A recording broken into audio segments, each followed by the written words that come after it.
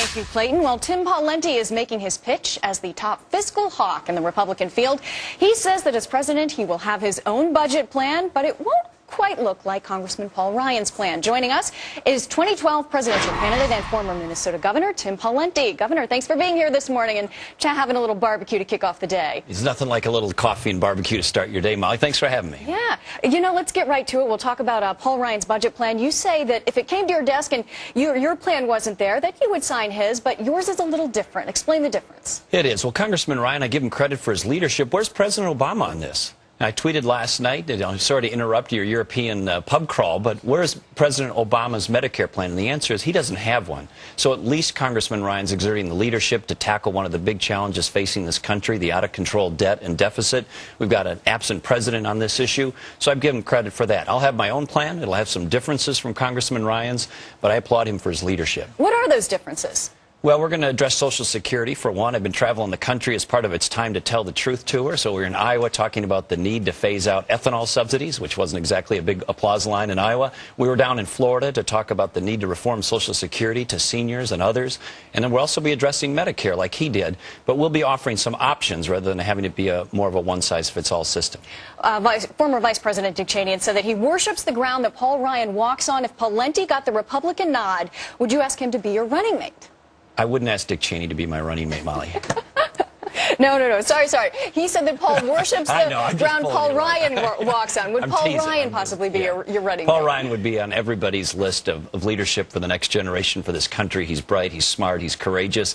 We got a wonderful next group of people coming up to lead the country.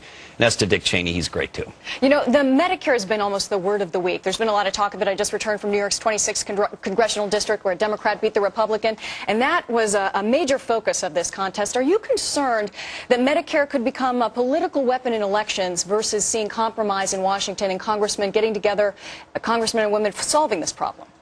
Well, we have to solve the problem, but this New York special election is something that is a special election, so you can't just necessarily translate that result into a nationwide result. There was also a third-party candidate there who is trending center-right, so deflected some of the Republican vote, and that's a factor as well. But Medicare is a real issue, and we need real leaders to step forward and address it. Congressman Ryan is. I'll have my own plan, but you know who's missing? The President of the United States. And he needs to lead. He needs to lead this country, and he won't do it because he lacks the courage. I will have the courage to do it, and we'll lead. And we've got to get this thing fixed. The country is sinking in debt. Let's move on to a Gallup poll that recently came out. It showed that Mitt Romney and Sarah Palin were ahead of the game right now. It's 17%, 15%. Then Ron Paul, Newt Gingrich, Herman Cain at 8%. Yourself at 6%. Why is that? Is this a name recognition issue just early in the race? Early on, these polls are just name ID. I think half the Republicans in the country don't even know who I am. So to put me in a poll where half the respondents don't even know my name, of course, you're not going to immediately change that. But as I get better known, I'm a new face to the scene. When they get to see my record in Minnesota of reducing spending, cutting taxes, doing market-based, not government-based health care reform and more, those numbers will change. And in fact, we've got good momentum already in Iowa and the early states. And when you talk about the early states, these are places where you have to actually get out. You have to shake the hands of voters. And there's states that are kind of kingmakers. If you can convince the folks there to believe in you and vote for you, you could become known all around the country if you win in Iowa or come in close in New Hampshire, however things roll out. Is that really your hope and your plan?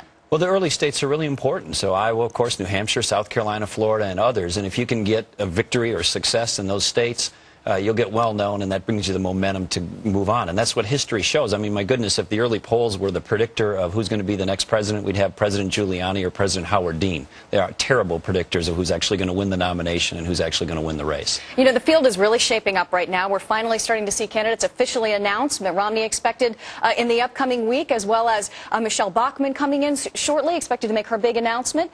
Is that a good thing to finally see everyone getting their names out there and saying, I am in, and starting a discussion? Yeah, it's time, because then everybody, the potential supporters, donors, others can see the field, and they won't have to wonder whether other people are getting in or not. I welcome Mitt in. I welcome Michelle if she gets in. It'll be great. The more the merrier. It'll be a great debate, and I look forward to it. I think we're going to do very well. You know, we're kicking off things, as we mentioned earlier today, a little barbecue, but it is Memorial Day weekend. You know, this is really a somber occasion as well. What's your message this Memorial Day weekend? Well, our message is that we wouldn't have the country we have without the brave men and women who serve in our United States military, and of course they all have given so much and some have given all. And we need to stop and reflect this weekend, not just for barbecue, but to remember how great this country is and why it's great, and the thin line between what we have and what could get taken away from us. are those men and women who have served and continue to serve, and we owe them thanks, and we particularly remember the fallen on these Memorial Day weekend. Governor Tim Pawlenty, candidate for the presidency, heading out in 2012 right now, out on the campaign trail. Thank you so much for joining us this morning. It's been a pleasure, and have a great weekend. You too.